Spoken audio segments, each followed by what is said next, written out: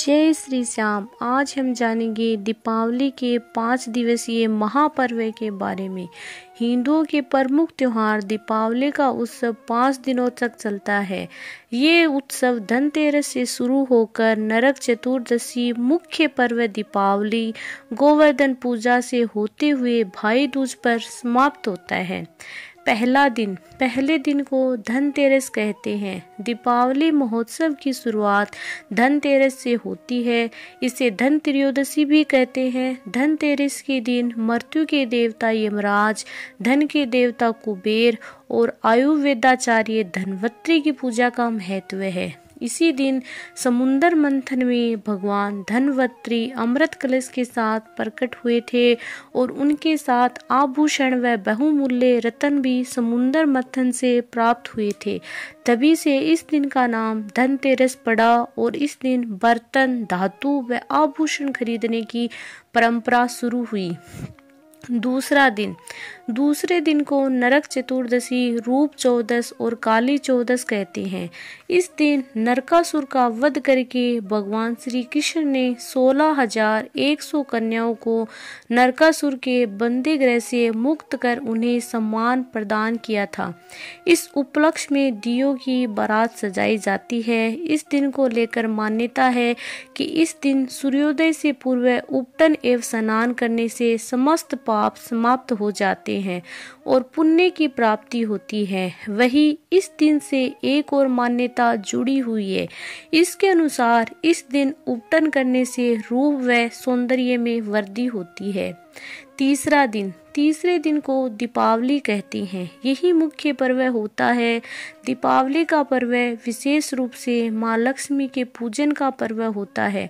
कार्तिक माह की अमावस्या को ही समुद्र मंथन से माँ लक्ष्मी प्रकट हुई थी, जिन्हें धन, वैभव, ऐश्वर्य और सुख समृद्धि की देवी माना जाता है। इस दिन माँ लक्ष्मी के स्वागत के लिए दीप जलाए जाते हैं ताकि अमावस्या की रात के अंधकार में दीपों से वातावरण रोशन हो जाए।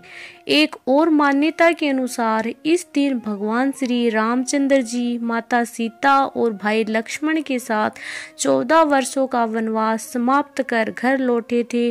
श्री राम के स्वागत हेतु अयोध्या वासियों ने घर घर में दीप जलाए थे और नगर भर को आभायुक्त कर दिया था।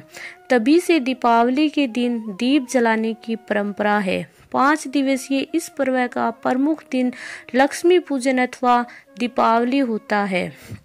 इस दिन रात्रि को धन की देवी माता लक्ष्मी का पूजन विधि पूर्वक करना चाहिए एवं घर के प्रत्येक स्थान को स्वच्छ करके वहां दीपक लगाना चाहिए, जिससे घर में लक्ष्मी का वास एवं दरिद्रता का नाश होता है। इस दिन देवी लक्ष्मी, भगवान श्री गणेश तथा द्रव्य, आभूषण आदि का पूजन करके 13 अथवा 26 दीपों के मध्य एक तेल का दीपक रखकर उसकी चारों बातियों को प्रज्वलित करना चाहिए एवं दीप मालिका का पूजन करके उन दीपों को घर के प्रत्येक स्थान पर रखें एवं 4 बातियों वाला दीपक रात भर जलता रहे, ऐसा प्रयास करें।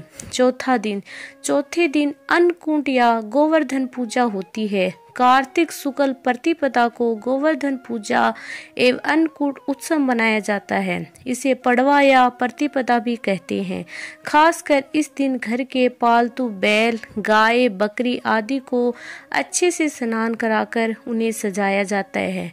फिर इस दिन घर के आंगन में गोबर से गोवर्धन बनाए जाते हैं और उनका पूजन कर पकवानों का भोग लगाया जाता है। इस दिन को लेकर मान्यता है कि त्रेता युग में जब इंद्रदेव ने गोकुल वासियों से नाराज होकर मूसलाधार बारिश शुरू कर दी थी, तब भगवान श्री कृष्ण ने अपनी छोटी अंगुली पर गोवर्धन पर्वत उठाकर गांव वासियों को गोवर्धन की छांव में सुरक्षित किया था। तभी से इस दिन गोवर्धन पूजन की परंपरा भी चली आ रही है।